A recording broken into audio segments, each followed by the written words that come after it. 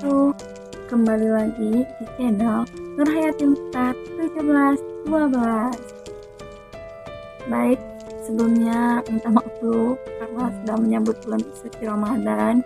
Saya nggak upload video sama sekali. Ada sih, cuma short aja, nggak yang motivasi ataupun share apa yang saya ketahui ataupun kalian pun sudah mengetahui, cuma ya itulah, mungkin ya nggak buat video ini. Kan kita saling berbagi, apapun yang mungkin saya tahu nanti saya akan share di sini selama bulan suci Ramadan mungkin. Baik, selamat menyambut bulan suci Ramadan bagi yang menjalankan, dan tetap semangat, insya Allah kita pasti bisa melewati ini sampai hari raya Idul Fitri. Ini nggak lama lagi, mungkin 9 atau 10 hari lagi. Dan baik, hari ini saya akan membagikan 7 hal yang membatalkan puasa dan mengurangi pahala puasa. Sebenarnya ini 7 hal ini bisa membatalkan puasa dan juga bisa juga mengurangi pahala puasa, bukan membatalkan. Jadi bukan saya pesan, cuma ada kalanya hal ini lebih baik dihindarin daripada terjadi sebabnya membatalkan puasa ataupun mengurangi pahala puasa. Oke, yang pertama sikat gigi. Pasti di sini masih bertanya-tanya, ataupun saya sendiri masih bertanya, apakah sikat gigi itu boleh atau tidak di pagi hari ataupun jam-jam 9-10. Tapi sebagian ulama masih memperdebatkan boleh atau tidaknya, karena ulama pun dan ustadz sendiri masih memiliki pendapat yang berbeda. Dan beberapa ulama mengatakan bahwa menyikat gigi saat puasa makruh hukumnya dan bisa membatalkan puasa gitu. Disebabkan karena apa? Karena biasanya mengeluarkan darah pas kita sikat gigi gitu. Jadi terutama pada saat sebelum waktu zuhur hingga asar. Jadi kan kita sering misalnya sebelum zuhur itu kita mandi, tapi kita gosok gigi gitu, bisa dari situ mengeluarkan darah, dan itu bisa berpendapat ulama berpendapat itu membatalkan puasa. Ada juga berpendapat itu mengurangi pahala puasa. Jadi lebih baik kita hindarin aja daripada membatalkan puasa ataupun mengurangi pahala puasa kita. Jadi sebaiknya kan kita juga takut bau mulut gitu. Jadi alangkah lebih baiknya kita menyikat gigi ataupun berkumur setelah sahur gitu. Jadi habis sahur jangan langsung tidur, habis sholat subuh jangan langsung tidur. Sebelum sholat subuh kita alangkah lebih baiknya gosok gigi dulu, kumur-kumur gitu. Karena kan kita nanti mungkin ada kegiatan lainnya ataupun ketemu sama kawan kuliah, tapi kita nggak enak juga bau mulut gitu kan. Itu saran saya, lebih baik menyikat gigi ataupun berkumur-kumur setelah sahur sebelum sholat subuh. Itu yang pertama. Ini saya bacanya hanya yang inti-inti, dan ini saya sudah pahami dan ini benar adanya. Sering juga saya alami sendiri dulu bahwa melakukan itu gitu. Jadi setelah saya pelajari dan saya ngikut kajian beberapa gitu, ini memang dihindari gitu. Yang kedua, merasakan makanan. Siapa di sini merasakan makanan pas kita masak gitu kan? Bukan ibu-ibu aja sih sebenarnya, kita juga sering gitu. Maksudnya nggak sering sih, maksudnya ada kalanya gitu kita misalnya masak, oh ini kurang asin nih, pasti kita cipin gini, pokoknya adalah rasanya. Cuma itu sebenarnya nggak boleh karena membatalkan puasa. Karena kenapa? Secara tidak langsung kita telah merasakan rasa dari makanan tersebut.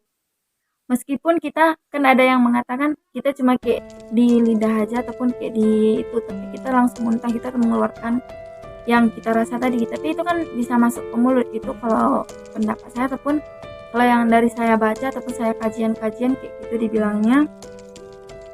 Dan kita pun kan bisa jadi pas kita cicip itu bisa jadi ada yang tertelan, ataupun walaupun kita sudah muntahkan, kita nggak tahu berapa yang sudah tertelan ataupun yang kita keluarkan, kan kita nggak tahu. Dan itu lebih baik dihindarkan ataupun sama sekali tidak dilakukan. Biarkan aja, misalnya kita udah tebak, oh ini kurang garam, ya udah nanti aja pas puasa kita tambahin aja, kita rasa dulu habis itu baru kita tambahin. Tapi tidak untuk sebelum buka puasa. Dan ini pasti dibilangnya kalau di artikel ini seperti ibu-ibu, tapi padahal pendapat saya ataupun pandangan saya tidak mungkin ibu-ibu semua juga, tidak mungkin ibu-ibu aja yang melakukan itu kan gitu. Tapi kita sendiri aja, saya sendiri pun dulunya pas masih SMA ataupun SMP gitu masa, dan saya karena ada bilang juga sebelum saya kerjaan beberapa gitu, ada juga kalanya bilang itu kan kita cuma kayak nyentuh aja gitu, maksudnya buat ngerasa itu udah pas belum gitu. Tapi pada halnya itu mengurangi pahala puasa atau juga bisa membatalkan pahala puasa. Itu kan ada juga yang saya pun masih mendalami juga. Jadi saya bukan mau menggurui kalian semua ataupun yang nonton video ini, tapi saya ingin hanya berbagi atau sharing sama kalian semua tentang 7 hal yang membatalkan puasa dan mengurangi pahala puasa. Jadi kita sama-sama untuk menghindarkan hal tersebut gitu. Bagi yang menjalankan puasa, lebih baik menghindarkan itu. Dan mohon maaf saya ngomongnya mungkin kecepatan ataupun apalah, tapi percayalah ini saya cuma sharing sama kalian semua. Kalau emang ada kekurangan saya minta maaf dulu sebelum lanjut yang ke yang 3, 4, 5 dan ke-6 dan ke-7. Saya minta maaf dulu kalau emang nanti ada kata-kata saya yang salah, karena pun nanti saya editnya pun nggak yang dipotong-potong banyak kali, cuma edit apa gitu kan. Nah, jangan berlama-lama di situ, nanti kalian bosan nengok saya di ini. Dan ini perlu disimak buat kalian semua, bukan hanya ingin saya menampakkan diri, tapi kali ini saya ingin men-sharing sesuatu mungkin yang bermanfaat bagi kalian semua yang nonton video ini. Dan yang ketiga, muntah dengan disengaja. Karena kenapa muntah dengan sengaja itu dapat membatalkan puasa? Karena kita mengeluarkan muntah dengan sengaja, kita yang memaksakan gitu, bukan naturalnya. Kalau emang naturalnya berarti kita enak badan, udah boleh buka puasa. Karena memang mungkin kita lagi sakit atau apa, kita lagi nggak enak, boleh kita membuka puasa. Tapi selagi kita bisa dan kita tidak sengaja muntah, dan kita masih bisa bertahan untuk puasa sampai kita masih bisa dilanjutkan. Itu kalau pandangan saya dan beberapa kali saya ikutin bilangnya. Jadi bagi kalian yang misalnya nengok yang orang gitu, bukan orang sih sebenarnya, maksudnya karena adik-adik kalian kan kita nggak tahu, adik saya juga sering kayak gini lah, pokoknya yang mengeluarkan kayak mual gitu kan. Jadi saya bilang gini. Oh gitu. Jadi buat kalian jangan menyimpan informasi sendiri. Kalau bisa kalian sharing sama orang ataupun menasihati seseorang, ini jangan salvo sama foto ini cuma yang di Google. Jadi emang ditampakkan orang mual ini dia naruhnya. Jadi buat kalian kalau ada nengok orang boleh ditegur, tapi dengan bahasa yang sopan. Entah orang itu dengar atau enggaknya, yang penting kita sudah menasihati, karena menasihati wajib bagi sesama muslim ataupun sesama di luar itu, sesama manusia lah bisa kita bilang. Jadi yang keempat udah kan, yang muntah itu kan karena kalau emang muntah dengan sengaja bisa membatalkan puasa. Dan yang keempat, merokok. Kalau sekarang kita lihat bisa dibilang laki-laki semua yang merokok, tapi tidak menutup kemungkinan perempuan juga gitu. Tapi mengapa, ada yang bertanya mengapa rokok dapat membatalkan puasa? Karena ini saya nggak paham tentang merokok, makanya nggak bisa mengertikan bahasanya gitu mungkin ya. Makanya saya emang saya baca dulu buat kalian, nanti baru saya simpulkan kalau emang saya ngerti. Saya ini udah baca tadi, cuma nggak bisa hafal di kepala saya, daripada saya ngendik gini kan lebih baik dia kalau emang nggak tahu saya baca. Karena saat merokok ada asap yang dihisap, kayak yang tahulah sendiri kayak mana orang merokok. Jadi gitulah, dengan sengaja dan masuk ke dalam anggota tubuh melalui mulut, walaupun sebagian asapnya keluar lewat hidung. Banyak lagi yang bilang rokok itu merupakan bahan organik yang mengandung taraf nikotin. Itu artinya zat rokok akan menetap di mulut, kerongkongan, paru-paru, dan juga lambung. Itulah kenapa rokok dapat membatalkan puasa. Jadi itu aja masalah merokok, karena saya pun nggak terlalu paham dengan merokok. Tapi kalau bagi yang merokok, ingatlah banyak yang kejadian ataupun banyak yang kita lihat, belajar dari pengalaman orang bahwa merokok itu dapat merusak mata, kerongkongan, lambung, banyaklah paru-paru. Kita pikirin juga diri kesehatan. Walaupun setelah berbuka puasa merokok, cuma ingatlah jangan terlalu sering ataupun jangan banyak mengonsumsi ataupun merokok itu. Kalau yang keempat. Kalau yang kelima berenang.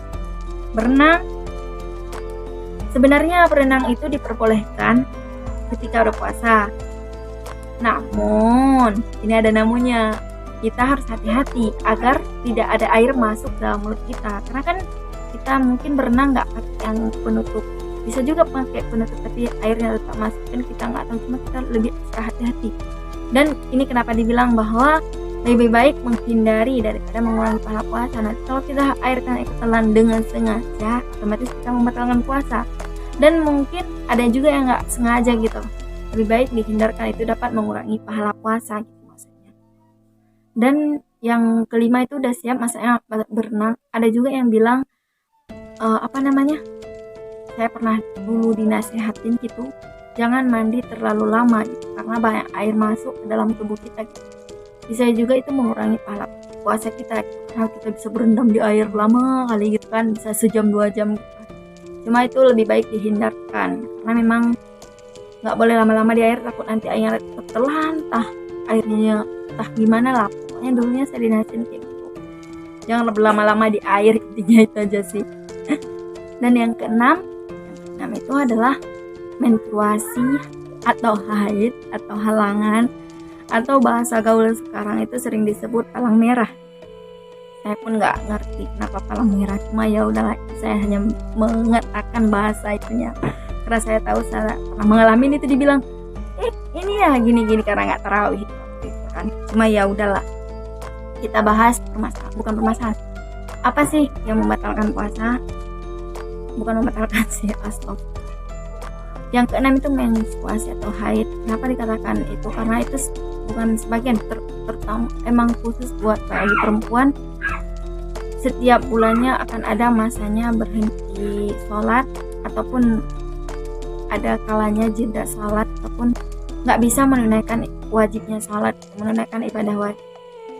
Tapi dibalik itu semua, itulah keistimewaan wanita di setiap bulan Ramadan, dia nggak dikasih puasa selama haid. Tapi jangan salah untuk wanita, jangan lama-lama menunda haid. Bukan menunda sebenarnya, maksudnya gini, kita misalnya halangan saya bilang ini ya, karena kalau bahasa itu saya susah pun mengucapnya. Jadi halangan.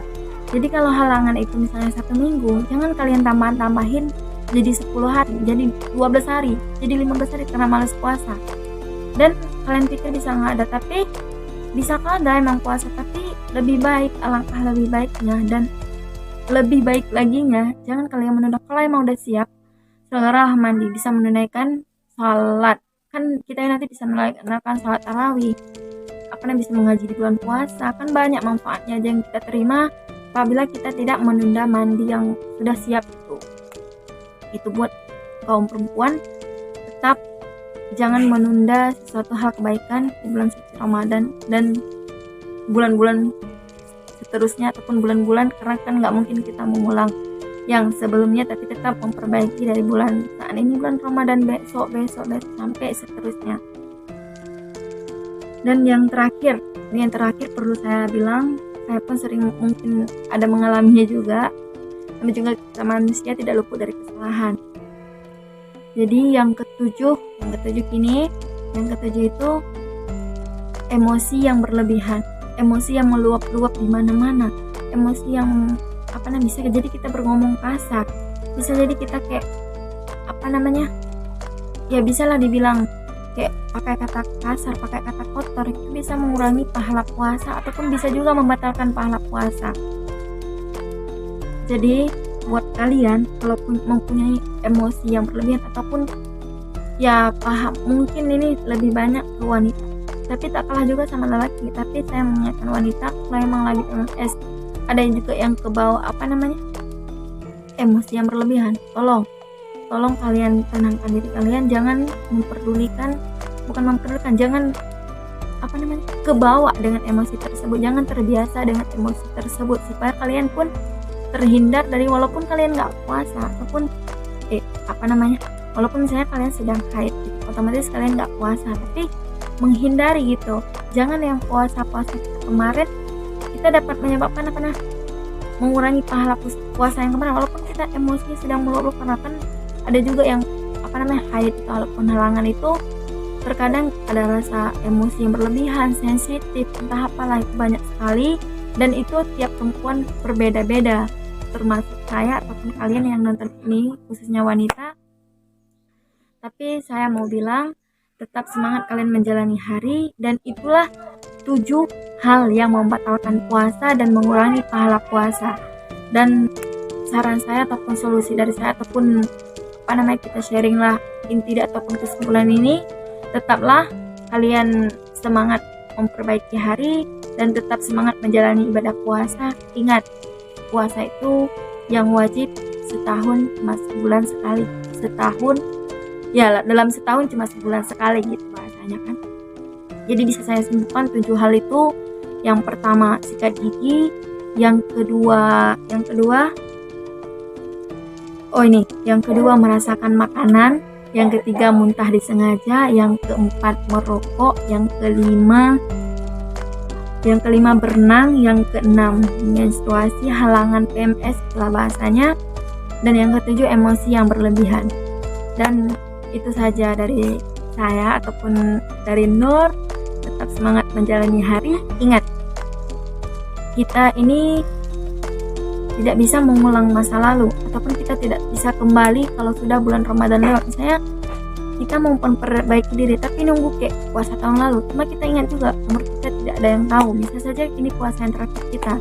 Dan sebaik-baiknya manusia adalah memperbaiki dari hari sebelumnya.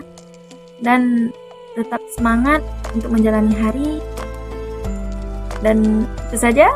Jangan lupa like, comment, dan subscribe. Tetap support saya terus supaya saya semakin semangat ataupun semakin sering upload video, walaupun jangan sombong, tapi saya sering disibukkan dengan hal-hal kuliah pendidik. Jadi tetap support saya terus dan sampai jumpa di video selanjutnya. Terima kasih. Assalamualaikum warahmatullahi wabarakatuh.